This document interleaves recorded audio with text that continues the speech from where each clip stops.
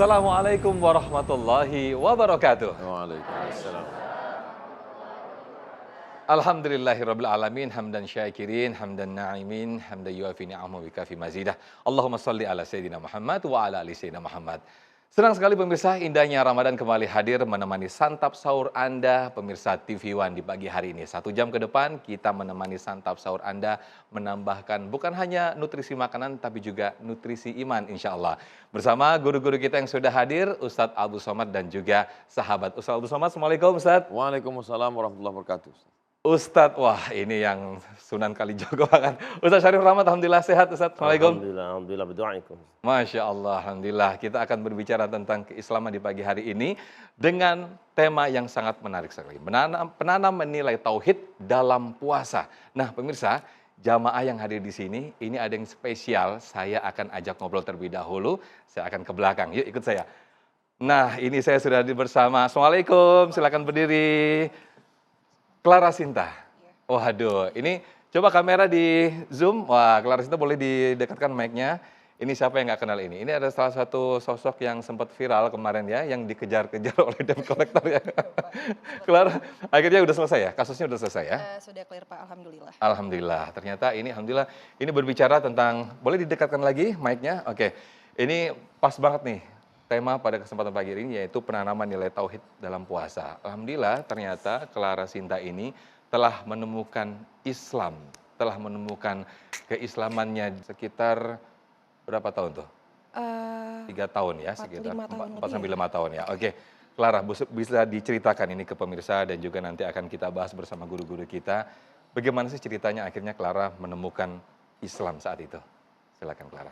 Saya menemukannya karena sejak dari dulu sih Pak sebenarnya. Jadi saya tuh banyak mencari tahu karena mbak saya lumayan sering sholat pada saat itu. Jadi saya kayak mempelajari aja, oh ini apa, untuk apa gitu. Dan saya lihat dia tuh pegang Al-Quran pada saat itu dan saya baca, oh Islam ini ternyata agama yang sangat sungguh sempurna. Kenapa saya bilang sempurna? Karena dia itu bukan mengatur kita hanya untuk menyembah Allah saja, tapi dia mengatur kita secara detail, sangat detail demi kepentingan kita dan kebaikan kita. Itu Pak gitu. Jadi Islam tidak membiarkan kita kehilangan arah. Maksudnya kebanyakan mungkin yang saya biasanya baca adalah banyak yang mengatur tapi nilai-nilai utamanya saja, tapi tidak detail. Sehingga kan kita tuh menafsirkannya kan bisa aja salah ya. Misalnya dijelaskan satu, kita menafsirkannya salah. Tapi kalau Islam ini benar-benar detail Pak. Dari bagaimana perempuan itu harus menutup aurat dan apa saja yang misalnya kita tidak menutup aurat itu apa saja kerugiannya yang bila dimana kita lihat sebenarnya itu untuk melindungi diri kita sendiri kok. Itu yang saya dapatkan. Tapi Masya Allah Clara hingga akhirnya menemukan Islam, tidak ada paksaan dan tidak ada siapapun akhirnya ini nih, ini Islam nih, saya harus memeluknya. Begitu ya Clara? Iya, alhamdulillah. Baik, nanti kita akan membahas bersama guru-guru kita. Silakan duduk kembali. Silakan Ustadz Abdul Somad, kami akan persilakan untuk segmen 1 ini dengan penanaman nilai tauhid seperti apa khususnya di bulan puasa ini. Silakan. Izin Kiai. Bismillahirrahmanirrahim. Assalamualaikum warahmatullahi wabarakatuh. Waalaikumsalam. Alhamdulillahi wa kafa wassalatu wassalamu ala al-habibil mujtaba wa ala alihi wa ashabihi ahli tuqa wal wafa. Subhanaka la ilma lana illa ma 'allamtana innaka antal alimul hakim. Rabbi shrah li sadri wa yassir li amri wa hlul 'uqdatam min lisani yafqahu qawli. Yang sama kita hormati guru kita semua Kiai Haji Syarif Rahmat beserta jamaah Ustadz Sofyan, jamaah yang ada di rumah, yang menantikan saat-saat penuh turunnya barakah Allah. Mudah-mudahan kita semua istiqomah insya Allah. Amin. Amin. Ya Rabbal Alamin. Quran, hadis, ijma', qiyas, syar'u man qablana, saddu zara'i, qaulus sahabi, istishab, istihsan, urf. Diramu oleh para ulama, jadilah dia hukum fikih. Kita pakai mazhab Imam Muhammad bin Idris Asy-Syafi'i. Lalu kemudian dalam bidang masalah hati, ridha, qanaah, tawakal, zikir, kita mengikuti yang sudah disusun secara sistematis oleh Imam Abu Hamid Al-Ghazali. Adapun dalam masalah akidah, Kita tidak ribet lagi mencarinya, mana di ayatnya, mana hadisnya. Sudah disusun secara sistematis oleh Imam Abul Hasan Al-Asy'ari. Maka kita disebut dengan Ahlus Sunnah wal Jamaah mengikut Imam Abul Hasan Al-Asy'ari. Maka diajarkan di pondok pesantren dalam lantunan wujud qidam baqa mukhalafatu lil hawadisi qiyamuhu binafsihi wahdaniyah qudrat iradat. Kita secara teori sudah diajarkan itu. Tapi bagaimana merasakan wujud keberadaan Allah itu dia ada? Ayatnya jelas. Idhuma fil ghari, ketika mereka berdua berada di dalam gua antara Nabi SAW dengan Sayyidina Abu Bakar Siddiq radhiyallahu an. Idh yaqulu li sahibihi, ketika Nabi berkata kepada sahabatnya, la tahzan, jangan engkau sedih, jangan engkau cemas, jangan engkau takut. Innallaha ma'ana, Allah bersama kita. Bisakah kita merasakan yang dirasakan oleh Nabi dan Abu Bakar? Andai pun kita merasakannya, rasaku belum tentu rasamu. Kita hanya sendiri. Di saat itulah kita merasakan keberadaan wujud Allah Subhanahu wa taala. Padahal kalau mau, masukkan kepala ke dalam.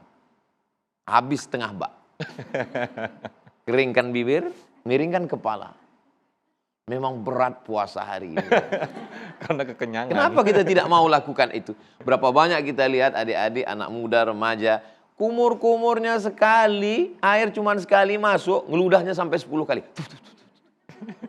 Kekhawatiran yang luar biasa. Merasakan wujud ada Allah yang mengawasi, kebersamaan dengan Allah Subhanahu wa taala. Berapa lama dia rasakan itu? Dari mulai makan sahur, azan berkumandang, anggaplah jam 5 kalau kami di Riau, sampai pukul 6.30, 13 jam setengah merasakan kebersamaan Allah. Ini baru tentang masalah menahan makan. Istrinya halal. Halalan thayyibah, karena memang namanya Siti Thayyibah. Makanannya halal, minumannya halal, semuanya halal. Kenapa dia tidak mau? Karena dia merasakan ada Allah yang mengawasi. Kalau yang halal aja dia takut, apalagi yang haram. Bagaimana dengan emosinya? Bagaimana dengan kemarahannya? Datang orang nantang dia. Berani kamu dengan saya ini hebat. Kalau dia mau jawab, sebenarnya dia bisa jawab, saya lebih hebat, saya lebih tua, saya lebih senior, saya lebih. Tapi saat itu dia katakan, saya sedang puasa. Kenapa? Karena dia tahu bahwa dia sedang diuji oleh Allah Subhanahu wa taala. Kalaupun saking emosinya dia akan katakan, Allah sudah lama menguji saya dengan yang berat-berat dan yang terberat ini adalah kamu. Saya sanggup untuk melawan, tapi saya sedang berada di dalam pengawasan Allah Subhanahu wa taala. Merasakan keberadaan Allah itu amat sangat dirasakan oleh orang yang sedang berpuasa. Makanya orang beriman dilatih saat sholat, dia sedang merasakan kebersamaan dengan Allah. Dari mulai aqwalun, ucapan, membaca Al-Fatihah. Wa af'alun, perbuatan, tegak ruku, sujud, tasyahud. Mufattatahatun bitakbir, dibuka dengan takbiratul ihram, Allahu Akbar. Wa mukhtatamatun bitaslim, ditutup dengan salam. Saat itu dia tidak berani melakukan gerakan harakah ajnabiyah. Matanya tetap melihat pada tempat sujud, Allahu Akbar. Andai gatal kepalanya, sekali cuman dia berani. Gatal lagi 2 kali. Gatal juga 3 kali, pergi ke apotik beli obat gatal. Kenapa? Karena saat itu dia sedang diawasi Allah SWT. Puasa kita sedang menanamkan bukan tauhid menurut etimologi, terminologi, dalil. Tapi langsung rasa yang merasuk ke dalam hati dan pikiran. Demikian Ustaz Sufyan. Masya Allah, terima kasih Ustaz Abu Somad. Ketika iman, ketika tauhid telah tertanam kuat dan menancap kuat di dalam diri kita, fa insya Allah tiada yang lebih besar, tiada yang lebih hebat selain Allah Subhanahu wa taala. Nanti itu juga yang termasuk dirasakan mungkin oleh saudara kita Clara Sinta tadi yang telah menemukan Islam di dalam kehidupannya. Di segmen kedua nanti Ustadz Syarif Rahmat akan menjelaskan lebih dalam lagi bagaimana penanam tauhid, nilai-nilai tauhid khususnya dalam bulan puasa ini. Kita santap sahur lagi. Silakan, Fadal Ustadz Kiai Syarif, silakan kita. Tidak ada Tuhan kecuali Dia. Pelurunya, subhanaka inni kuntu minadh dhalimin. Semua rahasia sudah tidak bisa lagi. Di saat itulah tauhidnya berperan dan ikannya tidak punya kekuatan untuk menghancurkan tubuhnya. Dan itu yang dibawa oleh Ibrahim. Dibakar api, semua bantuan siap.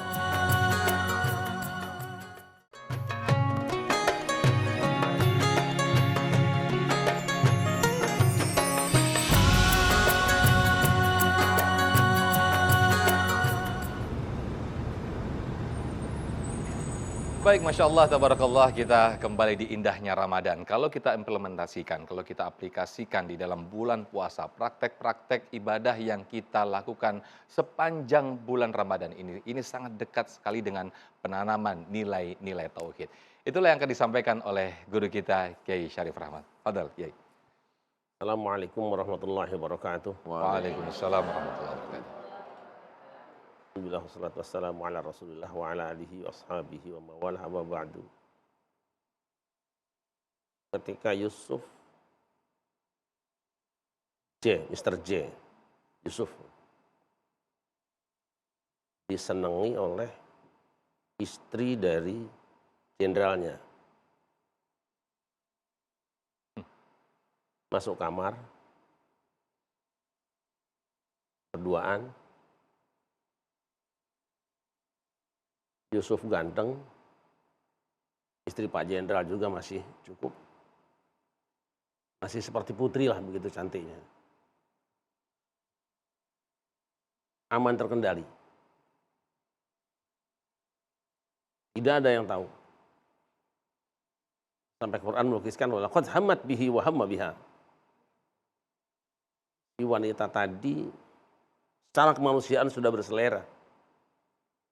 Dan jujur manusia Yusuf juga hamma biha. Ada selera. Mana ada kucingnya tidak sedang melihat ikan asin kan? Laula ar-ra'a burhan rabbih. Tidak ada seorang manusia pun yang ditakuti.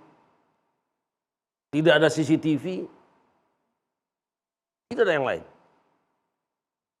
Hanya satu saja ada. Seandainya Yusuf tidak melihat kebesaran Tuhannya. Orang ada yang melintas. Dan itu hanya Rabbih, burhan Rabbih. Jadi sebagian mufassir mengatakan bahwa yang melintas itu bayangan ayahnya. Yang kemudian nanti dalam dunia tarekat disebut dengan dunia Robitoh itu. Apa yang meluncur dari lisan Yusuf? Rabbis sijnu ahabbu ilayya mimma yad'unani ilaih. Kalau saja ada pilihan antara penjara dan melayani si wanita cantik ini, aku pilih penjara. Apa yang membuat dia bisa bertahan untuk tidak tergoda? Saya tidak membayangkan kalau anak-anak muda depan saya ini diposisikan seperti Mr. J itu. Yusuf maksud saya. Dia diam. Ketika perkaranya mencuat ke depan, ke muka, ramai orang bicara. Anehnya si perempuan tadi, dia si pelakunya. Namanya istri jenderal. Seenaknya dia ngomong, aku diperkosa sama si J ini, Yusuf ini. Persidangan sudah diatur. Berbulan-bulan tidak selesai. Vonis akhir, Yusuf masuk penjara. Dia diam, tidak bicara. Dia bisa mengatakan, ini, saksi sudah ada. Sobek pakaian belakangnya, bukan depannya. Ada, tapi saksi tadi tidak juga dianggap di persidangan. Karena persidangan tadi sudah direkayasa dan diatur oleh sang jenderal itu, Al-Aziz. Dia diam. Sampai masuk penjara 7 tahun lamanya. Tapi pertahanan tauhid yang mantap tadi itu, satu saat harus panen dia. Dia benih yang tertanam, panen. Kapan panennya? Ketika semua orang sedang membutuhkan penyelamatan negara, tinggal satu orang yang tahu, J tadi. Karena dia nggak dibunuh waktu itu. Kalau dibunuh lain masalahnya. Apalagi ada perintangan penyidikan ya. Itu dia. Jadi akhirnya apa? Al-ana hasal haq. Ada satu hari di mana tanaman iman ini tidak bisa lagi sembunyikan. Dia memang tertanam di dalam. Tapi apa? Asluha sabit. Wa faruha bis sama. Dia berbuah dan pada akhirnya Yusuf yang difitnah dan tinggal diam semata-mata karena adanya iman, naik kedudukannya. Dan terbongkar semua skandalnya. Dan ini bukan kali pertama. Kalau itu sudah remaja. Apa yang terjadi saat dia anak-anak dibuang oleh saudaranya ke dalam sumur? Dibuang ke dalam sumur yang membuang saudaranya. Kalau cuma dipindahkan misalnya dari Medan atau dari Jambi ke Jakarta lain, ini dibuang ke sumur. Saat ditolong oleh orang, yang ambil pedagang namanya pedagang apa saja, yang penting kan bisa dijual. Si pedagang tidak butuh dengan Yusuf. Dia bisa mengatakan, aku kan anaknya Nabi Yakub. Bisa. Dia tidak mau. Apa? Fasabrun jamil. Wallahul musta'an wa ala ma tasifun. Sabar itu yang baik. Dan Allah lah yang siap diposisikan dan siap menjadi penolongnya. Jadi siapapun yang ingin naik menjadi raja, selamatkan awal dulu tadi, tauhidnya. Yakinkan bahwa semua yang terjadi ini adalah rekayasa dan skenario dari Allah Subhanahu wa taala, dan yakinkan bahwa Dia tidak akan pernah menyanyiakannya. Itu yang terjadi pada Yunus. Ketika masuk di perut ikan, tidak ada orang yang bisa bantu. Dia tidak bawa handphone, nggak punya WA, nggak punya apa-apa. Yang tersiap apa? Statementnya nih, itu mencerminkan tauhidnya. La ilaha illa anta. Tauhid. Tidak ada Tuhan kecuali Dia. Pelurunya, subhanaka inni kuntu minadh dhalimin. Semua rahasia sudah tidak bisa lagi. Di saat itulah tauhidnya berperan dan ikannya tidak punya kekuatan untuk menghancurkan tubuhnya. Dan itu yang dibawa oleh Ibrahim. Dibakar api, semua bantuan siap. Malaikat juga datang. Alakah haja? Apa Anda siap dibantu? Dari kamu enggak, Allah ya. Jadi hasbunallahu wa ni'mal wakil. Cukup Allah saja. Satu tauhid. Saat itu rasionya tidak mempan lagi, kebutuhan orang yang bantu juga tidak ada yang bisa bantu. Akhirnya apa? Dia sendiri yang ngurusi. Ya naru kuni bardan wa salaman ala Ibrahim. Api, dingin kamu dan pastikan Ibrahim selamat. Kalau instruksinya dari Allah turun, sudah selesai. Nah masalahnya adalah dari mana instruksi itu turun? Turun dari tauhidnya. Ribuan kali kita mengucapkan nama Allah, kalau hatimu tidak bertauhid, nama mempan itu. Tidak ada energinya. Nah kita lebih sering, lebih rajin baca la ilaha illallah yang banyak, tetapi di saat la ilaha illallah yang banyak, di hati kita adalah kecemasan-kecemasan hidup sebangsa duniawi. Wallahu a'lam bishawab. Masya Allah, terima kasih Yai Syarif. Nah, di segmen berikut saya akan ajak Anda semuanya, pemirsa dan juga jamaah yang ada di sini, untuk bertanya langsung kepada para guru, Kiai Haji Syarif dan juga Ustadz Abdul Somad di segmen selanjutnya. Kita lanjutkan puasa lagi, kita lanjutkan sahur lagi, silakan. Syukurnya sampai hari ini Jepang belum menemukan detektornya. Seperti menemukan baterai, seandainya alat itu dipakai untuk kita, iman lowbat. Hilang sama sekali. Makanya 3 langkah ini diberikan Allah jurus untuk menjaga dia supaya tetap yazid terus.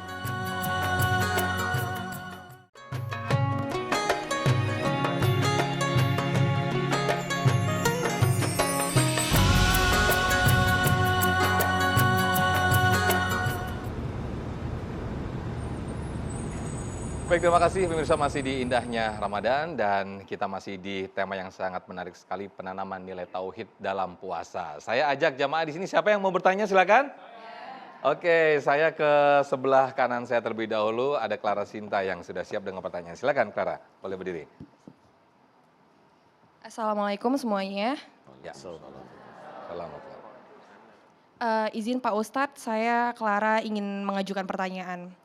Bagaimana kita mengatasi naik turunnya iman dan tetap istiqomah? Karena saya kan baru mengenal Islam, apalagi baru sekali ya, banyak hal yang masih baru saya tahu ataupun belum saya tahu. Jadi iman tauhid saya pun belum begitu sempurna. Bagaimana caranya saya agar tetap istiqomah dan memiliki tauhid yang sangat kuat? Terima kasih Pak Ustadz. Terima kasih Clara. Fadal Ustadz Abdul Somad. Izin Kiai.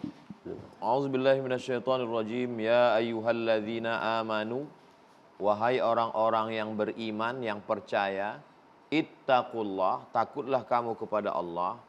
Coba lihat yang ketiga, wa kunu ma'as shadiqin, hendaklah kamu bersama dengan orang yang benar. Jadi 3 langkah ini kita jaga supaya iman tadi yang ada dalam Sahih Muslim, ada satu bab namanya al-imanu yazidu wa yanqusu. Yazidu bit ta'ati, ketika sedang sama-sama bersama di indahnya Ramadan, yazid. Ketika sedang berada bersama majelis iktikaf, yazid. bersama sedang berada di Masjidil Haram tawaf Yazid, bersama orang baik di tempat yang baik, waktu yang baik, ibadah yang baik Yazid, bersama orang yang kurang baik di tempat kurang baik, pada waktu yang tidak baik Yangkus. Syukurnya sampai hari ini Jepang belum menemukan detektornya. Seperti menemukan baterai, seandainya alat itu dipakai untuk kita, iman lowbat. Hilang sama sekali. Makanya 3 langkah ini diberikan Allah jurus untuk menjaga dia supaya tetap Yazid terus amanu, percaya, ittaqu, takut, wa kunu ma'as shadiqin, hendaklah selalu bersama dengan orang baik. Syekh Ali Jum'ah, Mufti Al-Azhar, Mufti Mesir dulu, ulama besar Al-Azhar, mengambil ayat ini dalil untuk rabithah. Seorang yang berzikir dengan Allah, dia tetap mengikatkan dirinya dengan gurunya, ada keterkaitan, ada keterhubungan hati, maka senantiasa bersama. Itu tadi yang dikatakan Kiai ketika Nabi Yusuf alaihissalam tidak jadi berzina, laula ar-ra'a burhan. Salah satu burhan kata Kiai tadi adalah bayangan ayahnya rabithah, ada hubungan yang kuat. Berapa banyak orang tidak jadi buat maksiat. Kenapa? Saya terbayang ibu saya. Kenapa? Terbayang ayah saya. Kenapa? Terbayang guru saya. Kun ma'allah. Hendaklah kamu bersama dengan Allah. Supaya apa? Kalau kamu bersama dengan Allah, kalau tidak sanggup, bersamalah dengan orang yang kalau kamu bersama dengan dia, kamu ingat Allah. Itu mengapa dalam ngaji kita disuruh melihat wajah guru. Jangan heran kalau dari episode pertama sampai hari ini, setiap guru kita ngomong, saya menghadap. Supaya apa? Saya melihat wajah mereka. Kalau ada terlintas di hati saya mau buat dosa, saya terbayang mereka. Jangan kita melihat wajah pelaku dosa. Ketika mau buat dosa malah termotivasi. Termotivasi. Maka di handphone kita, di dinding kamar kita, kalau jangan heran kenapa ada gambar Habib Omar, ada gambar Mbah Hasyim Asy'ari, ada gambar Mbah Bisri Sansuri, ada gambar Mbah Wahab Hasbullah, ada gambar Habib Syatiri, Salim Syatiri, ada gambar. Kenapa? Untuk apa ini? Ini kan patung kata. Gambar itu enggak patung kata Syekh Bakhit Muti'i. Yang namanya patung itu kalau di senter ada muncul dia 3 dimensi. Itu gambar itu adalah alat yang ditahan dengan penahan cahaya lalu dicetak. Maka gambar bukan patung. Jadi itu untuk menguatkan hati kita, kebersamaan kita ini, makanya ada komunitas. Alhamdulillah, biker subuhan, anak-anak muda, alhamdulillah. Zuhur hilang semua. Ini hanya nama saja. Ada namanya komunitas jilbabers, ada namanya komunitas hijrah, pemuda hijrah, ada namanya. Ini komunitas ini namanya aja. Idza jaa nasrullah wal fath wa ra'aitan nasa yadkhuluna fi dinillah afwaja, berbondong-bondong berjamaah. Makanya kata Nabi, alaikum bil jamaah. Jadi berawal dari hijrah, taubat, setelah itu berjamaah. Kalau sudah berjamaah, insya Allah istiqomah, dan stasiun akhirnya adalah husnul khatimah. Demikian, amin. Ustaz. Masya Allah. Berikutnya, saya beri kesempatan kepada jamaah yang lain. Silakan, yang mana? Yang mau bertanya, silakan. Oke, saya ke Ummahat ini, ke ibu-ibu, silakan. Bismillahirrahmanirrahim. Assalamualaikum warahmatullahi wabarakatuh. Waalaikumsalam. Perkenalkan diri, nama saya Erna Tamher dari From Pemuda Muslim Maluku, pimpinan Bapak Umar Key. Pertanyaan saya, Pak Ustadz, mengapa tauhid harus ditanamkan sejak dini? Terima kasih. Baik, silakan, Yai Syarif. Wadaraballahu masalan kalimatan thayyibatan ka syajaratin thayyibatin asluha thabitun wa far'uha fis sama tu'ti ukulaha kulla hinin bi idzni rabbiha. Tauhid itu benih. Pohon adalah fikih dan buahnya adalah akhlak. Saya tanya ibu-ibu, kalau yang bagus itu pohon cangkokan atau yang ada bijinya? Jadi ibu lebih senang yang ada bijinya. Biasanya kalau yang ada bijinya itu akarnya dalam, ada akar tunggangnya. Tapi kalau pohon yang cangkokan atau stek tidak punya akar tunggang, nanti ada angin sedikit saja roboh dia. Begitulah tauhid. Makanya berbagai macam cara para ulama untuk menanamkan supaya kalimat thayyibah la ilaha illallah itu menancap di hati. Karena ukuran tingginya sebuah pohon sangat bergantung seberapa panjang akar yang terhunjam. Nah, nanti ada orang yang ketemu dengan guru, misalnya saya bertemu dengan Abah Anom, saya berangkat Tajul Arifin, Suryalaya. Yuk kita tanam tauhid katanya, kalimat thayyibah. Pejamkan matamu, angkat ke atas kepalamu, warfa' bi dhammin wansiban fathan wajur kasran kadzikrullahi 'abdahu yasur. Ketika kau mengucapkan dua kalimat thayyibah itu, ikuti dengan gerakan dan rasakan betul bahwa dia masuk. La ilaha illallah. Terus dan terus. Nanti lama-kelamaan kalimat itu akan menghunjam di tubuhmu, dalam hatimu, dan dia akan keluar berupa nikmat dan ringannya ibadah. Terasa ringannya ibadah. Kalau ibadah sudah ringan, lama-kelamaan dia akan berbunga dan berbuah, buahnya itu akhlakul karimah. Maka orang yang sempurna imannya itu adalah ahsanuhum khuluqa. Tanda bahwa seseorang itu sempurna imannya adalah ahsanuhum khuluqa. Terbaik budi pekertinya, cerminannya dari budi pekertinya. Karena apa? Namanya budi pekerti itu ada yang manis, ada yang pahit, ada yang asam. Ada senyum manis, ada senyum pahit, ada juga yang mukanya asam. Ini kalau ibu-ibu saya lihat hari ini mungkin karena sudah menjelang sahur masih agak lumayan asam. Agak asam. Nanti setelah sahur manis lagi. Ada yang manis, ada yang pahit, ada yang asam. Begitu juga buah-buahan. Nah itu hasil dari tanaman pohon yang kita tanam di dalam hati kita. Makanya jadidu imanakum biqauli la ilaha illallah. Perbaharui iman kamu dengan mengucapkan la ilaha illallah. Sering terus berzikir sampai pada akhirnya Allah akan merespon. Mulutmu, lisanmu akan kuhubungkan dengan hatimu karena engkau sungguh-sungguh sedang menanamkannya. Wajibmu menanam dan hakkulah untuk menumbuhkannya. Teruslah. Sampai ada hadis mengatakan uzkurullah hatta yaqulu majnun atau hatta yaqula munafiqun annakum ra'un. Perbanyak zikir kepada Allah sampai orang-orang mengatakan bahwa kamu gila atau kamu orang ria. Ya, memang aku sedang gila, tapi gilaku dengan Allah Subhanahu wa taala. Jadi cari guru yang akan senantiasa menghunjamkan imanmu, menanamkan kalimat thayyibah dalam hatimu, baik dengan perilaku maupun dengan ilmu pengetahuannya. Sama seperti Ustaz Somad sampaikan tadi, bahwa kita butuh dengan orang lain yang membantu menanamkan karena kita bukan ahli-ahlinya. Dan pada saatnya nanti ketika kita sudah menjadi ulama yang berstatus insinyur penanam yang baik, saya kira kita juga akan punya petani-petani yang harus diajari juga untuk menanamkan kalimat thayyibahnya. Bersanad, berguru, kemudian juga yatawaras, saling mewarisi. Wallahu a'lam bishawab. Baik, terima kasih Yai Syarif. Itu kalau misalnya kita dengan orang dewasa seperti kita saat ini untuk menanamkan tauhid mungkin lebih mudah mengenalkan la ilaha illallah. Namun bagaimana dengan anak kecil yang itu cenderung segala sesuatunya dengan logika, segala sesuatunya harus terlihat. Sementara di mana Allah, di mana Allah? Nah, mungkin Ustaz Abdul Somad bisa memberikan penjelasannya bagaimana menjelaskan kepada anak-anak untuk mengenalkan tauhid, menanamkan tauhid, mengenalkan Allah. Dijawab nanti. Kita sahur dulu, ya Ustaz. Saya prank nih. Silakan Ustaz. Wa may yaghlul, siapa yang curang, ya'ti bima ghalla yaumal qiyamah, maka dia akan datang membawa kecurangannya pada hari kiamat. Jadi ketika sekolah dulu, teman-teman itu kalau udah makan pisang goreng, bakwan, makan 3 bayar 2. Saya sekalipun nggak lakukan. Karena pesan ibu itu saya ingat.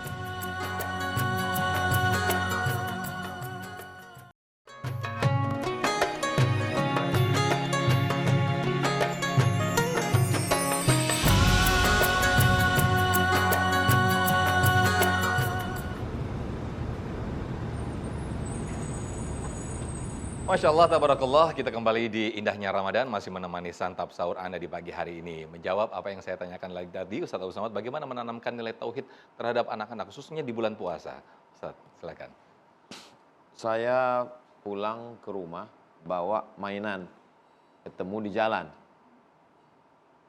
Mau tidur malam, kata ibu saya, ini dapat di mana?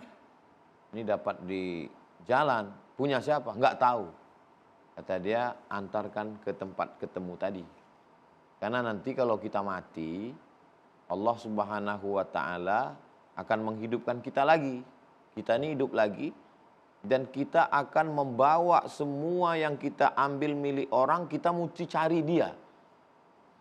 Semua orang di dunia ini lebih ramai dari kampung kita ini ngumpul. Dan kita mesti cari dia sampai ketemu, karena ini bukan milik kita, kecuali dia kasih ke kita. Saya belum sekolah waktu itu. Jadi cara ibu saya tidak profesor doktor, bukan ustazah, perempuan biasa. Tapi dia mendidik. Setelah saya sekolah baru saya paham, ada hadisnya ternyata, ada ayatnya. Wa may yaghlul, siapa yang curang, ya'ti bima ghalla yaumal qiyamah, maka dia akan datang membawa kecurangannya pada hari kiamat. Jadi ketika sekolah dulu, teman-teman itu kalau udah makan pisang goreng, bakwan, makan 3 bayar 2. Saya sekalipun nggak lakukan. Karena pesan ibu itu saya ingat. Berarti nanti kita akan bawa bakwan, bawa goreng ke akhirat nyari ibu ini. Jadi al-madrasatul ula. Ibu adalah guru pertama. Ketika dia bawa saya selamatan, kebetulan di situ ada, mohon maaf, ada yang tamu fisiknya kurang sempurna. Tentu kita anak kecil ngeliat terus, kok ini aneh kan? Ya. Kata ibu, jangan lihat terus. Kalau kita lihat terus nanti dia malu. Dia itu tamunya Allah. Nanti waktu kita ngadap Allah di akhirat, kita ini banyak pertanyaan. Kita ini banyak hisapnya, ditanya ini, tanya ini. Kalau dia enggak, dia langsung masuk surga. Jadi penanaman itu dari ibu. Selama ibu masih mau ngajar anaknya dengan baik, mau ngomong dengan baik, kamu sholat ke masjid, baca Quran. Supaya kalau ibu, sayang sama ibu, sayang. Sholat. Dialah yang ngajar, nanti kalau sholat zuhur, baca wadduha, hafalkan wadduha. Supaya nanti kalau mati, kalau sayang sama ibu, kamu sholat, kamu doa, itu akan memudahkan. Jadi penanaman itu baru nanti belajar di sekolah dalilnya, bicaranya itu. Jadi kalau ibu tanamkan itu, maka menjadi amal jariah yang luar biasa. Hari ini kalau saya tausiah, saya nggak pernah merasa mengajar ibu-ibu. Saya merasa sedang bercerita dengan ibu saya bahwa yang ibu ceritakan dulu ini loh dalilnya, ini ceritanya. Saya merasa sedang ngobrol, sedang cerita. Perlunya penanaman untuk ngobrol ke anak-anak kita. Demikian, Ustaz. Baik, Masya Allah. Ustaz, terima kasih atas jawabannya. Kemudian, oke, siapa lagi yang mau bertanya? Silakan. Oke, saya ke jamaah akhwat ini yang dari mahasiswa. Silakan, boleh berdiri. Baik, bismillahirrahmanirrahim. Assalamualaikum warahmatullahi wabarakatuh. Waalaikumsalam warahmatullahi wabarakatuh. Perkenalkan, saya mahasiswa Institut Agama Islam Tazkiyah Bogor. Perkenalkan, saya Tia Septianda, asal dari Provinsi Riau, Kabupaten Indragiri Hulu. Izin bertanya Ustadz, bagaimana cara kita untuk membangun hubungan yang lebih dekat lagi dengan Allah Subhanahu wa Ta'ala, apalagi di bulan Ramadan yang penuh berkah ini? Syukron. Assalamualaikum warahmatullahi wabarakatuh. Waalaikumsalam. Masya Allah, pertanyaan yang sangat bagus sekali. Ya, Syarif silakan. Bismillahirrahmanirrahim. Kita perhatikan satu ayat di dalam Al-Quran. Sebab kalau kita ditanya orang siapa orang yang paling sukses membina keluarga, tetangga, warga, dan kolega, bahkan mengajak rombongan masuk surga, pasti jawaban kita adalah Rasulullah SAW. Perhatikan ayatnya, laqad ja'akum rasulun min anfusikum. Telah datang, bukan diundang. Mendatangi kamu seorang rasul min anfusikum. Nanti ada 2 bacaan di sini. Ada yang membaca min anfusikum, ada yang membaca min anfasikum. Mal farqu bainahuma? Kalau dibaca min anfasikum berarti min asyrafikum. Yang datang ke tengah kamu itu orang yang memang kamu kenal orang mulia, dikenal baik. Artinya sebelum dia bicara dia sudah baik dulu. Kata Nabi, aku orang pertama yang melakukan apa yang aku perintahkan pada kamu. Sudah baik. Kemudian min anfusikum, yang artinya secara kebahasaan dari diri kamu sendiri. Manje ngaji roso, tepo seliro. Ketika akan mengajak orang lain, baik pribadi, keluarga maupun lingkungan, maka pastikan bahwa mereka itu seperti diri kita sendiri. Tidak memperlakukan orang lain sebagai objek semata. Azizun alaihi ma'anitum. Apa yang mereka rasakan sebagai satu beban itu terasa berat oleh dirinya. Ikut merasakan penderitaan orang lain. Ada empati. Perhatikan secara kejiwaan orang yang sudah ikut merasakan kesusahan orang lain. Orang senang, dia ikut senang. Orang susah, dia lebih susah. Kalau melihat orang menderita, jiwa Rasulullah yang lebih menderita dari dirinya, maka dia akan berusaha mencari penyelesaiannya. Nah, kita tidak tahu kalau kita umumnya dengan tetangga kan, kalau misalnya tetangga dapat uang, saya tidak tahu apakah ibu-ibu juga ikut senang gitu, atau jangan-jangan malah enek. Nah, kita tidak tahu. Hatta yuhibba li akhihi ma yuhibbu li nafsihi. Dia suka saudaranya dapat sesuatu yang menggembirakan dirinya, sebagaimana sesuatu itu jatuh pada dirinya. Kalau kita terjemahkan sebagaimana dia mencintai dirinya, saudaranya sebagaimana dia mencintai dirinya sendiri. Terjemahannya ada begitu. Sampai dia suka saudaranya dapat sesuatu yang membuat dia gembira, sebagaimana dia suka bahwa sesuatu tadi juga untuk dirinya. Ma yuhibbu li nafsihi. Maka ditutup dengan bil mu'minina raufur rahim. Dia punya dua sifat Allah. Kalau istilah saya mungkin enaknya, dia download dua sifat Allah. Dia copy dua sifat Allah. Yang selama ini ada dalam Asmaul Husna, raufur rahim. Dia rauf kepada seluruh orang beriman. Apa itu rauf? Ra'fah dan rahmah bedanya, kalau ra'fah itu tidak mau menyakiti orang lain. Rasulullah itu punya sifat ra'fah, tidak mau menyakiti orang lain akibat perbuatannya. Sehingga ketika orang lain melakukan sesuatu yang menyakiti dirinya sendiri, ketika dia mau balas, muncul sifat tadi. Jangan-jangan dia nanti kalau aku balas dia nggak kuat, nggak jadi. Melas. Wala ta'khudhukum bima ra'fatun fi dinina. Ada ra'fah, iba, tidak punya rasa iba. Nah, ra'fah itu adalah iba. Takut nanti orang lain kalau saya sentel dia sakit, maka Rasul tidak jadi. Maka berapa kali orang lain menyakiti dirinya tidak dibalas. Karena apa? Beliau khawatir, takut tidak kuat. Adapun rahmah adalah kasih sayang, rahmah, rahim. Artinya apa? Tidak tega menyaksikan penderitaan orang lain, dan di saat yang sama dia akan berusaha mencari cara bagaimana supaya penderitaan itu bisa diselesaikan lewat tangannya dia. Lewat tangannya sendiri. Lewat tangannya Rasulullah. Ada orang susah, gimana caranya supaya susahnya itu hilang? Ada orang menderita, bagaimana supaya penderitaannya itu hilang? Itu yang ada pada pribadi Rasulullah. Nah, ketika sifat itu ditaburkan di tengah masyarakat, sering saya katakan, seulas senyuman ada kalanya lebih menyejukkan daripada segelas minuman. Perilaku kita. Jangan ajari mereka dengan orang banyak dibicara. Kalau apa? Kalau orang banyak dilarang, nanti lama-lama menyerang. Ya? Kalau banyak orang dititah, lama-lama membantah dia. Maka ajari mereka dengan perilaku kita yang baik, berusahalah untuk menyayangi dan mengasihi sesama, niscaya sesama itu dengan mudah bisa kamu kendalikan. Menjinakkan binatang buas tidak dengan dipukul-pukul kok, dengan dilus-lus pundaknya, lehernya, tengkuknya. Harimau bisa jinak, ular bisa menari, burung bisa mencrot di tangan kita. Itu bukan karena disuruh-suruh, kamu gak nurut atau gebuk, enggak. Perlakukan mereka semua dengan kasih sayang. Wallahu a'lam bishawab. Baik, Masya Allah, terima kasih Yai Syarif Rahmat. Ustadz Abdul Somad, terima kasih atas tausiah yang diberikan pada kesempatan hari ini. Tidak terasa kita sudah di penghujung acara. Mudah-mudahan apa yang disampaikan oleh guru-guru kita tadi semakin menambah keyakinan, semakin menambah keyakinan tauhid kita di dalam diri kita. Saya Muhammad Sofyan, Kiai Syarif Rahmat, dan juga Ustadz Abdul Somad pamit undur diri. Nanti insya Allah akan diteruskan doa oleh Ustadz Abdul Somad. Terima kasih. Wassalamualaikum warahmatullahi wabarakatuh. Waalaikumsalam warahmatullahi wabarakatuh. Allahumma qsim lana min khasyiatika ma tahulu bainana wa baina ma'asik. Tanamkan rasa takut dalam hati kami sehingga dengan rasa takut itu menjadi penghalang antara kami dengan perbuatan maksiat ya Allah. Wa minal yaqini ma yuhawwinu bihi alaina musibatid dunya. Tanamkan rasa yakin dalam hati kami sehingga dengan keyakinan itu terasa ringan segala musibah di dunia. Allahumma la taj'alid dunya akbara hammina wala mablagha ilmina. Jangan jadikan dunia ini sebagai cita-cita tertinggi dan harga bagi ilmu kami ya Allah. La tusallit alaina bidzunubina man la yakhafuka wa la yarhamuna.